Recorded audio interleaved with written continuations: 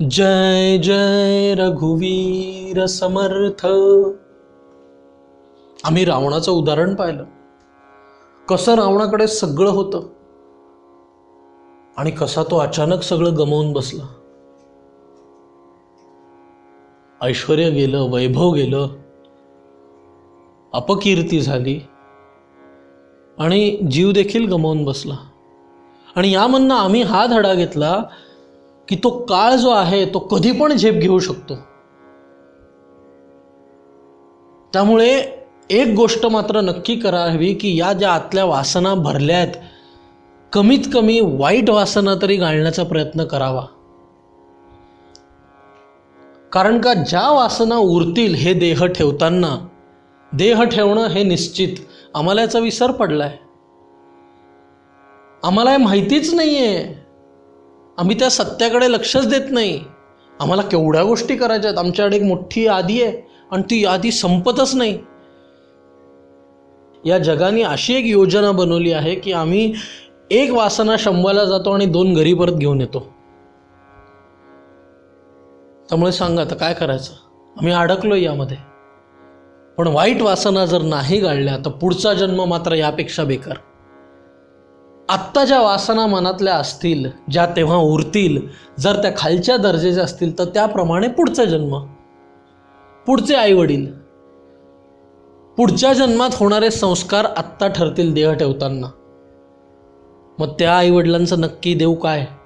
तो परब्रह्म का ते कुठल्या सगुणांमध्ये अडकले असतील, मूर्तीपूजा करत असतील फक्त, का ते कुठल्या तरी पर्सनॅलिटीजमध्ये अडकले असतील, त्यांच्या चरणी ती आसक्ती, का त्यांचा देव म्हणजे पैसा का सत्ता का प्रसिद्धी, हे मात्र आत्ता ज्या मनात वासना बाळगून त्याप्रमाणे ठरेल. म्हणून ही कुडी वासना सांडी वेगी, बळे लागला काळ हा पाठी लागी. जीवा कर्मयोगे जनी जन्म झाला, परी शेवटी काळ मुखे निमाला. आणि हा देह प्रत्येकाला ठेवावा लागतो. मग तो कुठला तरी नष्ट चांडाळ पापी असेल, नाही तर सर्वसामान्य माणूस असेल, नाही तर मग तो कुठला महान संत ऋषी मुनी असेल, देह मात्र ठेवायला लागतो. हा पंचमहाभूताचा देह हा या प्रकृतीचा आहे आणि तिकडंच स्वाधीन जावं लागतं त्याला. कारण या प्रकृतीची योजनाच तशी आहे. मना पाहता सत्य हे मृत्यूभूमी. पण हे सत्य आम्हाला आकळत नाही. काय या जगाकडे एवढ्या गोष्टी आहेत देण्यासारख्या आणि आमचं एवढं मन आहे घेण्यासारखं की आम्ही त्या घेण्या देण्यातच राहिलो आहे. त्याच्या पलीकडे आम्हाला बघता येत नाही.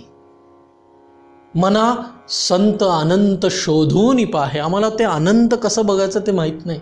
त्यामुळे आम्ही अडकून आहोत. आमच्याकडे भली मोठी यादी आहे की काय काय करायचं आहे, नक्की कुठे जायचं आहे, काय बघायचं आहे, काय विकत घ्यायचं आहे, कुठला उपभोग घ्यायचा आहे, आणि ती यादी वाढतच जाते. मना पाहता सत्य हे मृत्यूभूमी, जिता बोलती सर्व ही जीव मी. चिरंजीव ही सर्व ही मानिताती, अकस्मात सांडूनिया सर्व जाती. असं आपण गेल्या 3 श्लोकांमध्ये बघितलं. 13व्या, 14व्या, 15व्या श्लोकामध्ये. आज आपण 16वा श्लोक बघणार आहोत. समर्थ या श्लोकामध्ये म्हणतात, मरे एक त्याचा दुजा शोक वाहे, अकस्मात तोही पुढे जात आहे. पुरेना जनी लोभरे क्षोभ त्याते, म्हणोनी जनी मागुता जन्म घेते. काळाचं महात्म्य, काळाचं चक्र या श्लोकामध्ये समजवलंय. आपले डोळे उघडण्याचा अजून एक प्रयत्न, अजून एक उपदेश. मागच्या श्लोकामध्ये ज्यामध्ये समर्थ म्हणतात मना पाहता सत्य हे मृत्यूभूमी, हे 2रं, 3रं आणि 4थं चरण बघा. जिता बोलती सर्व ही जीव मी. चिरंजीव ही सर्व ही मानिताती, अकस्मात सांडूनिया सर्व जाती. 2ऱ्या, 3ऱ्या आणि 4थ्या चरणामध्ये सर्व, सर्व ही, सर्व. कोण येथे सर्व? या 16व्या श्लोकामध्ये पहिलं चरण म्हणतं, मरे एक त्याचा दुजा शोखवा आहे. त्या सर्वांमध्येच तो एक, तो दुजा, हे कोण आहेत नक्की? आपणच. पण आपण म्हणजे कोण नक्की, याचा पण आपल्याला विसर पडलेला आहे की आपण नक्की कोण. तो एक परब्रह्म, तो एकच, तसा दुसरा नाहीच. नभे व्यापिले सर्व सृष्टीस आहे, रघुनायका उपमातेन साहे. कुठलीच उपमा त्याला देता येत नाही. दुजे वीण जो तोची तो हा स्वभावे, त्याच्यासारखा दुसरा नाहीच. तो परब्रह्म कसा आहे? तो निराकार, निराकार आधार ब्रह्मादिकांचा. कसा आहे? तो दिसत पण नाही आम्हाला, त्याचा रंग पण नाही. नसे पीत ना श्वेत ना श्याम काही, तो आम्हाला बघता पण येत नाही. जनी पाहता चर्मचक्षीन लक्षे, त्याचे आम्ही ब्रह्मांश, तेवढेच आहेत आम्ही, हेच आमचं खरं स्वरूप. पण काय झालंय, आज हे ब्रह्मांश घरातनं लांब आलेत. कृष्णाने गीतेमध्ये त्याचं घर काय हे नक्की सांगितलंय. अगदी स्पष्टपणे कृष्ण 8व्या अध्यायामध्ये सांगतो, अव्यक्तो अक्षरः इत्युक्तस्तमाहुः पराम गतिम यम प्राप्य न निवर्तन्ते तद्धाम परमं मम. दुसरा भाग बघू आपण. यम प्राप्य न निवर्तन्ते तद्धाम परमं मम, जिथून देर इज नो रिटर्न. एकदा तिकडं पोचलं की परत मात्र या पृथ्वीवर येणं नाही, परत जन्म नाही. ते जे स्थान आहे ते माझं घर आहे असं कृष्ण म्हणतो. तो परब्रह्म, ते आपलं पण घर आहे. पण काय झालंय, जसे ब्रह्मांश तिकडून बाहेर पडले, त्यांच्यावर एक छोटीशी वासना लागली, एक छोटासा विचार फुटला. आणि वासना आहेत, वासनेंना स्वतःला शमवून घ्यायचं असतं. मग कसं? एकतर वासना गाळाव्या, नाहीतर मग ते तृप्त करण्याचा प्रयत्न करावा. पण खरी गंमत ही आहे की वासना कधी तृप्त होऊन शमत नाही, त्यांना गाळावंच लागतं. पण हे जीवाला माहीत नाही. जन्म घेण्याच्या आधी, प्रत्येक जन्म घेण्याच्या आधी त्या जीवाचा एकच निजध्यास असतो, एकच कन्व्हिक्शन, एकच सतत चिंतन असतं की फक्त या वासना शमवून टाकायच्या आणि परत घरी जायचं. मग त्या वासना मनोबुद्धी घडवतात, त्याला मेटामॉर्फोसिस म्हणतो आपण, चेंज इन फॉर्म. मग या मनबुद्धी वासना या जाऊन देह शोधतात, देह मिळतं त्यांना, आणि मग एक पॅकेज तयार होतं. 2 जणांच्या कामवासनेने हे पॅकेज पृथ्वीच्या जमिनीवर येतं. ती 2 जण त्याच्याकडे बघतात, ते बाळ त्याच्या आईकडे बघतं, आणि एक नवीन आसक्ती. आजपर्यंत किती जन्म झाले आपले, प्रत्येक जन्मात एक आई एक बाप, आणि प्रत्येक वेळेस नवीन आसक्ती, प्रत्येक वेळेस नवीन पाश. कारण का आम्हाला आकळत नाही खरं कुठे सुरू झालं. ते घर, ते परब्रह्म, आपण ब्रह्मांश.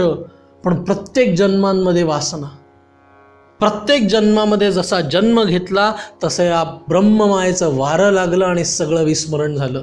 जन्म होईस तोपर्यंत तो म्हणत होता वासना शमवायची आणि घरी जायचं. जन्म होताच म्हणला मी कोण, त्याला एक नाव मिळालं त्याच्या आवडीनिवडी आधीच्या वासनेंप्रमाणे, आणि परत सगळं सुरू झालं. असं करता करता आसक्ती वाढली, ते मूल मोठं झालं. वयाबरोबर अहंकार वाढला, अहंभाव वाढला, अहंकार विस्तारल्या देहाचा, स्त्रिया पुत्र मित्राधिके मोह त्यांचा. ओळखीची माणसं वाढली. फेसबुकनी सांगितलं की किती मित्र आहेत, लिंक्डइननी सांगितलं किती कॉन्टॅक्ट्स आहेत, इंस्टाग्रामनी सांगितलं किती फॉलोअर आहेत. लोक वाढवतोय, तेवढ्याच आसक्त्या वाढतायत. पण कधी ना कधी तरी देह किडायला लागला, आणि कोणाला तरी देह ठेवायला लागला. ज्यांच्याबरोबर आसक्ती झाली होती ते सगळे दुःखात. जेवढी जास्त आसक्ती तेवढं जास्त दुःख.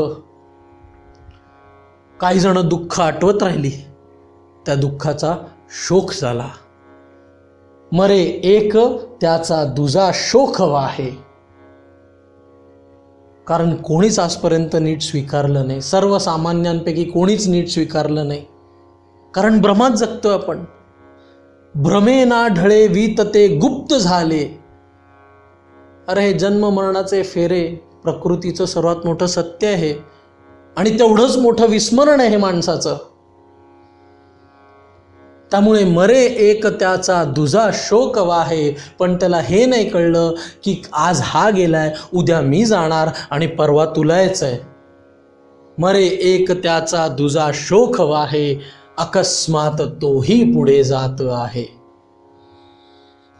आणि देह ठेवताना फक्त दुःख थोडी होतं. जे आवडीप्रमाणे झालं नाही त्याबद्दलचं दुःख, पण जे अजूनही होऊ शकतं त्याबद्दलची आकांक्षा, जे अजूनही करायला हवं त्याबद्दलची आशा, आणि अशा असंख्य इच्छा, त्यांचा लोभ. त्यामुळे मनाच्या एका कोपऱ्यात दुःख भरून आहे आणि एका कोपऱ्यात लोभ भरून आहे. मरे एक त्याचा दुजा शोक वाहे, अकस्मात तोही पुढे जात आहे. पुरेना जनी लोभ रे क्षोभ त्याते, म्हणून जनी मागुता जन्म घेते. देह ठेवला, पुढचा जन्म झाला. परत ब्रह्ममायेचं वारं लागलं, सगळं विस्मरण झालं. मी कोण, त्याला एक नाव पडलं. परत हा प्राणी पुढे चालत गेला, मोठा होत गेला, आसक्ती वाढत गेली, अहंभाव वाढत गेला. परत देह ठेवण्याची वेळ आली आणि असा अनंत काळ चालू राहू शकतं, जोपर्यंत माणसाला हे कळत नाही की बाबा मी म्हणजे कोण, आणि या वासना तर वर चिकटल्यात ते मी नाही. पण काय, तोपर्यंत जयाचे तया चुकले प्राप्त नाही, गुणे गोविले जाहिले दुःख देही. दरवेळेस आपण देह ठेवणार, दरवेळेस तो जीव म्हणणार बास, लास्ट इनिंग्स, वासना शंभायच्या आणि घरी जायचं. दरवेळेस जन्म घेतो, विसर पडतो, सुरू सुरू सुरू. त्यामुळे जर काही करायचं असेल तर आपण चिंतन करावं, हा विचार करावा की नक्की आपण कोण आहोत. जेवढा या गोष्टीचं रिअलायझेशन, जेवढी जाणीव वाढत जाते, तेवढं कुठेतरी माणूस समाधानाकडे पावलं टाकत राहतो. छोट्या छोट्या गोष्टींमध्ये आपल्याला दिसू शकतं की कशी आपली आसक्ती आपल्यावरच भारी पडते. मनाकडे तृतीय नजरेने बघण्याची एक कला माणसाकडे आली पाहिजे, आणि जोपर्यंत ते जमत नाही तोपर्यंत ते सत्य आकळणार नाही. हरिओम तत्सत.